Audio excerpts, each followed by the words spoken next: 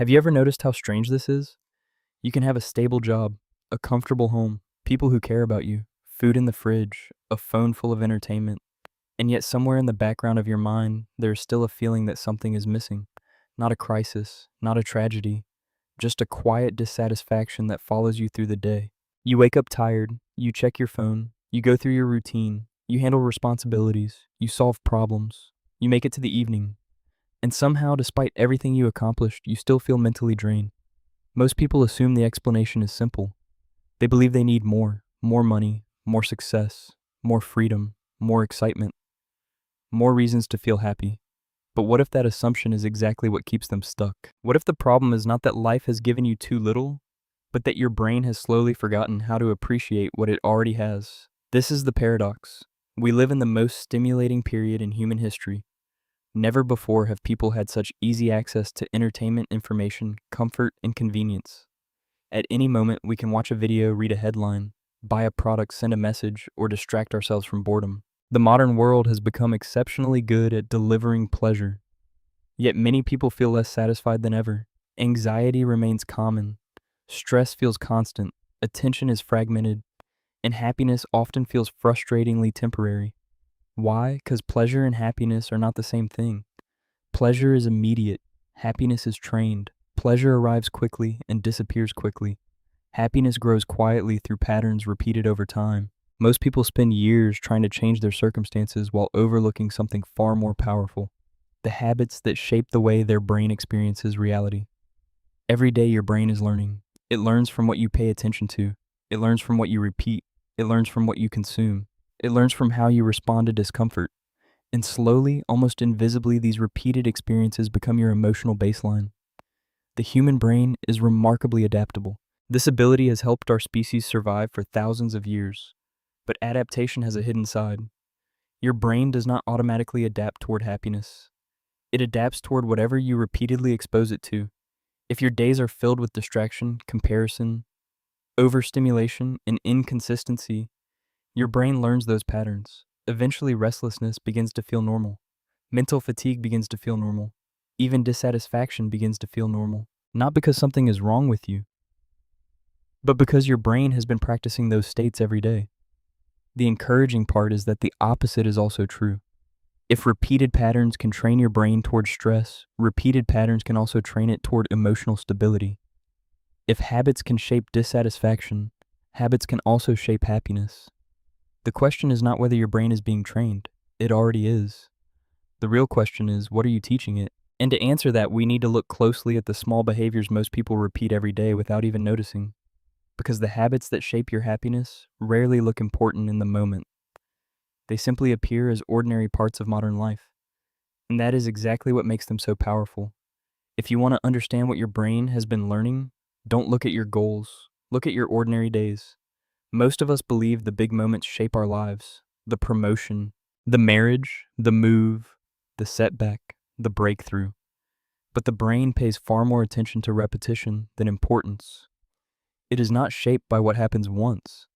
It is shaped by what happens every day. And when you begin looking closely, certain patterns start appearing. The first one often happens before the day has even begun. You wake up. Before your mind has fully arrived in the present moment, your hand reaches for your phone. Maybe it is only a quick check, a few messages, a news update, a social media feed, nothing unusual, nothing harmful. At least that is how it feels. But within minutes, your brain has already consumed more stimulation than previous generations might have experienced in hours. Information, opinions, images, notifications. Tiny rewards delivered one after another.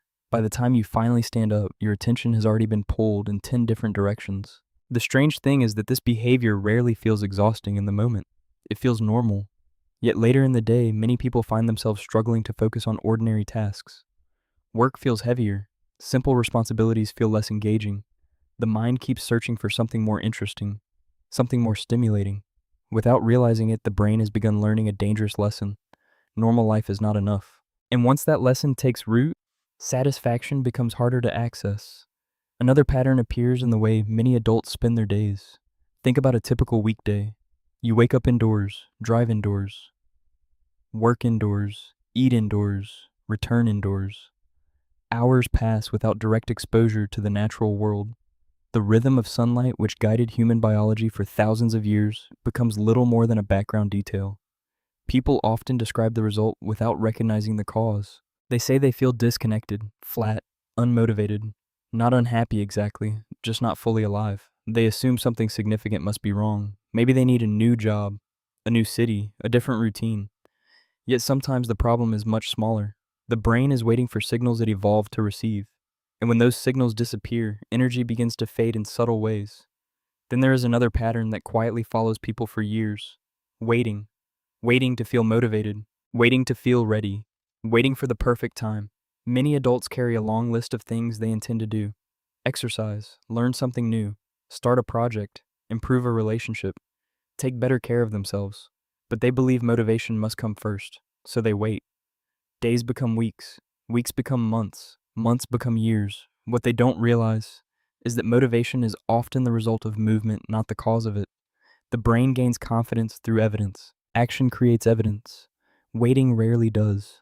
And every time we postpone action until we feel inspired, we unknowingly teach the brain another lesson. Feelings are in charge. The pattern repeats itself in quieter moments too.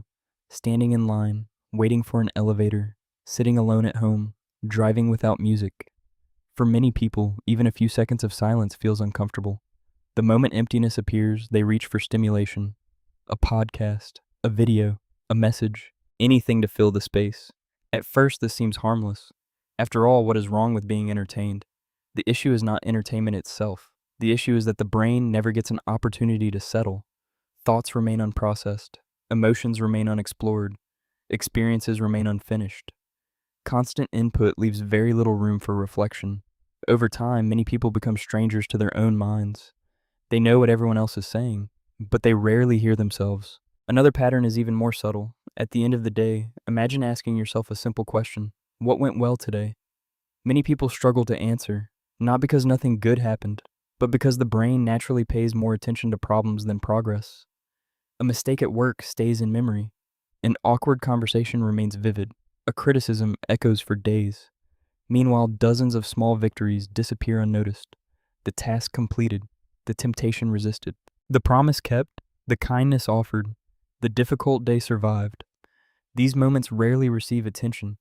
As a result, people begin feeling as though they are standing still, even when they are quietly moving forward. The brain learns to scan for flaws instead of growth. Eventually, dissatisfaction begins to feel objective, when in reality it is often a reflection of where attention has been trained to look. Then there is the burden few people notice until it becomes overwhelming. Decision fatigue. Modern life presents an endless stream of choices. What to wear, what to eat, what to watch, what to buy, what to answer, what to prioritize. Individually, none of these decisions seem significant. Collectively, they consume enormous mental energy. Many people reach the end of the day wondering why they feel exhausted despite accomplishing very little.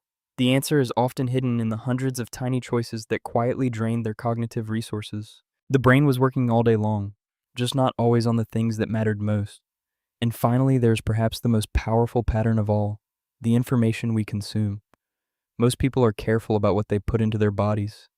Few are equally careful about what they put into their minds. Every article, every video, every conversation, every argument, every source of outrage, every comparison. The brain absorbs it all, not perfectly, not consciously, but consistently. And over time, the mind begins reflecting whatever it repeatedly encounters. A person who constantly consumes fear begins expecting danger. A person who constantly consumes comparison begins feeling inadequate. A person who constantly consumes noise begins struggling to find clarity. The brain cannot help learning from its environment. That is what it was designed to do. The important thing to understand is that none of these patterns seem dramatic. No alarm sounds. No crisis appears overnight. Nothing visibly breaks, which is exactly why they often continue for years. The consequences arrive slowly, quietly, one repeated day at a time. And by the time many people notice something feels wrong, the patterns have already shaped the way they think, feel, and experience the world. The question is not whether these habits matter. The question is what they are costing you. Because every pattern teaches the brain something. And in ways most people never see, those lessons eventually become the life they experience. The most dangerous habits are rarely the ones that destroy your life overnight. They are the ones that slowly change how life feels. There is no dramatic collapse, no obvious warning sign, no single moment when everything suddenly goes wrong. Instead, the cost appears gradually hidden inside ordinary days. A little less energy, a little less patience, a little less enjoyment, a little less presence, until one day you find yourself wondering why life feels heavier than it used to. The answer is often buried inside the patterns we explored earlier, because every habit teaches the brain something, and every lesson comes with a price. The first cost is one most people never recognize: a reduced sensitivity to joy. When the brain becomes accustomed to constant stimulation, ordinary experiences begin losing their emotional impact. The morning coffee that once felt comforting becomes routine. The quiet walk that once felt refreshing becomes boring. The conversation with a loved one competes against 1,000 more stimulating alternatives. Life itself has not become less meaningful. The brain has simply become less responsive to it. This creates a frustrating cycle. People assume they need bigger experiences to feel alive again: more entertainment, more purchases, more excitement, more distraction. Yet every attempt to increase stimulation only raises the brain's expectations further. The result is a person surrounded by opportunities for pleasure while feeling increasingly disconnected from genuine satisfaction. What began as a search for happiness slowly becomes a dependency on stimulation. The second cost is emotional instability. Many adults assume their moods are caused entirely by external circumstances: a difficult coworker, a stressful deadline, an unexpected problem. And certainly these things matter. But when the brain is constantly overstimulated, emotionally exhausted, and deprived of recovery, even small challenges begin feeling overwhelming. A minor inconvenience triggers irritation. A disagreement lingers for hours. A simple mistake feels larger than it is. The nervous system becomes reactive rather than responsive. Instead of choosing how to respond, people find themselves responding automatically, not because they are weak, not because they lack discipline, but because their brain has been operating in a state of continuous strain. The third cost is chronic mental exhaustion. This type of exhaustion is difficult to explain because it does not always come from hard work. Many people feel tired even after relatively easy days. They sleep, they rest, they take time off. Yet the fatigue remains. What they are experiencing is often cognitive overload. The brain is processing information from the moment they wake up until the moment they fall asleep. Notifications, news, conversations, emails, videos, decisions, opinions, problems. The mind never fully stops consuming. Imagine asking a machine to run every hour of every day without maintenance. Eventually, performance begins to decline. The same thing happens to the human brain. Mental clarity becomes harder to access. Focus becomes fragile. Simple tasks require more effort, and life starts feeling heavier than it should. Then comes a cost that is even more difficult to measure: the loss of presence. Many people spend years physically present but mentally absent. They are at dinner while thinking about work, at work while thinking about home, on vacation while checking notifications, with family while distracted by screens. Life continues moving forward. Birthdays pass, children grow older, parents age, friendships change, entire seasons disappear. Not because people do not care, but because attention is constantly being pulled elsewhere. One of the greatest tragedies of modern life is not that people have too little time, it is that they experience too little of the time they have. The moments that ultimately matter are often sacrificed to habits that seemed insignificant at the time. The next hidden cost is the gradual erosion of confidence. Most people believe confidence comes from major achievements: the promotion, the business success, the transformation, the breakthrough. But confidence is rarely built that way. Confidence grows from evidence: small promises kept repeatedly, small actions completed consistently, small victories acknowledged honestly. When healthy habits disappear, so does that evidence. People begin making promises to themselves and breaking them. Tomorrow becomes next week becomes next month. Eventually, a subtle message forms inside the mind: maybe I can't trust myself. Few thoughts are more damaging than that, because when trust in yourself weakens, every future goal becomes harder to pursue. Then there is the cost that appears inside relationships. A restless mind rarely stays contained, it spreads. Stress becomes impatience. Mental fatigue becomes emotional distance. Constant distraction becomes disconnection.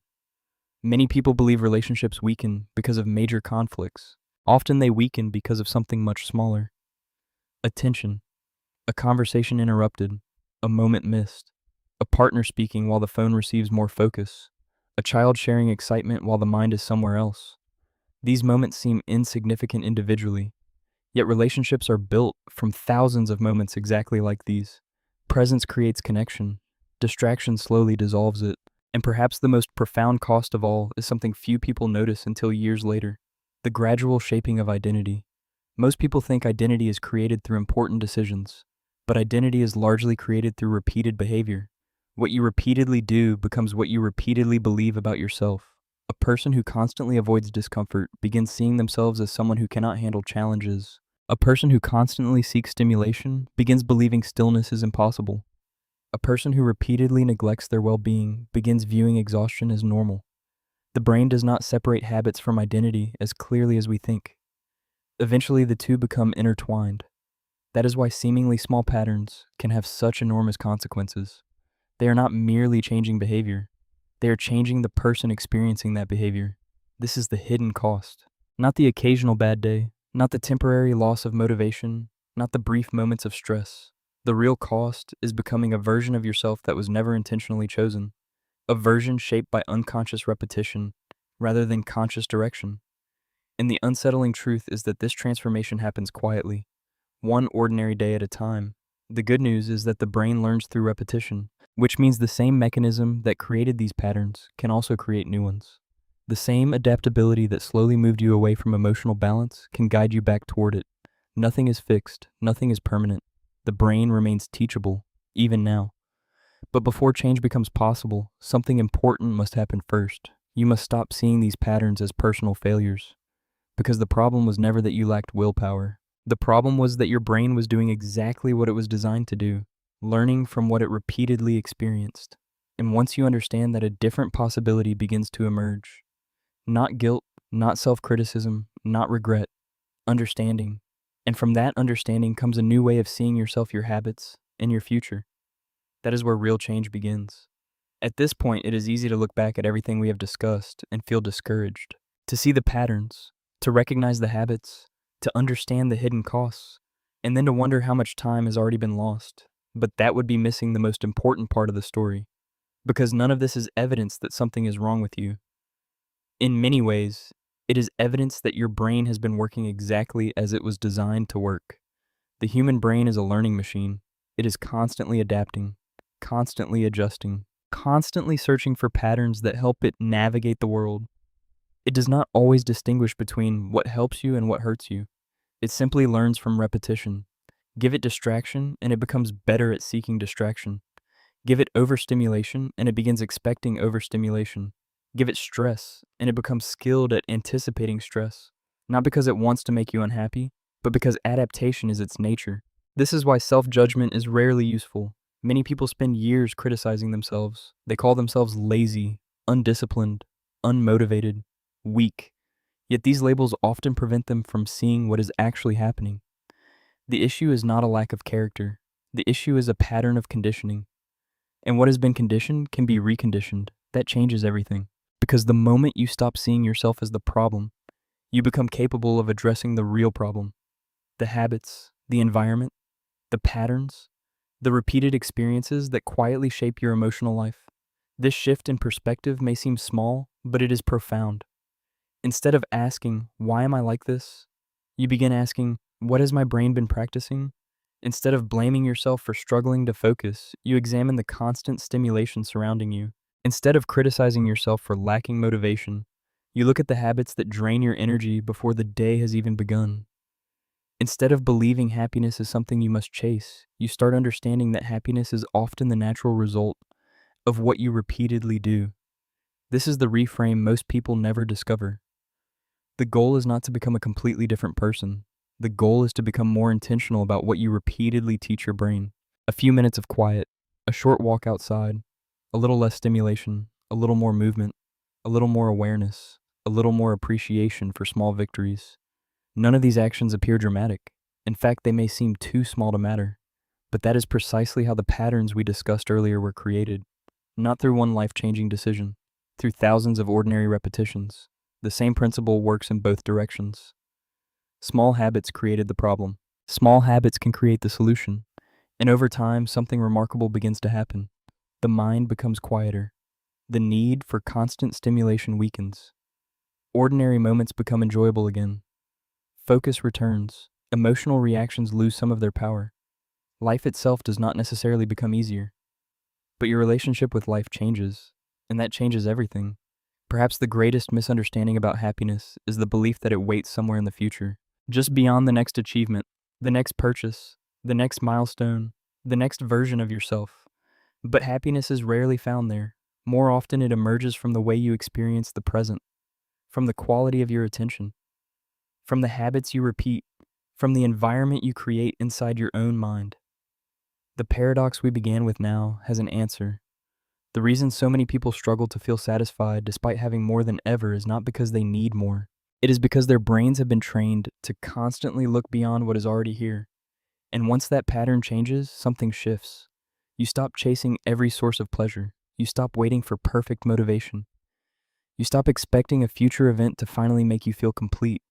Instead, you begin training your brain to notice what has always been available: the quiet moments, the meaningful conversations, the progress that seemed invisible, the ordinary experiences that make up an extraordinary life. Your brain is learning every day. It always has been.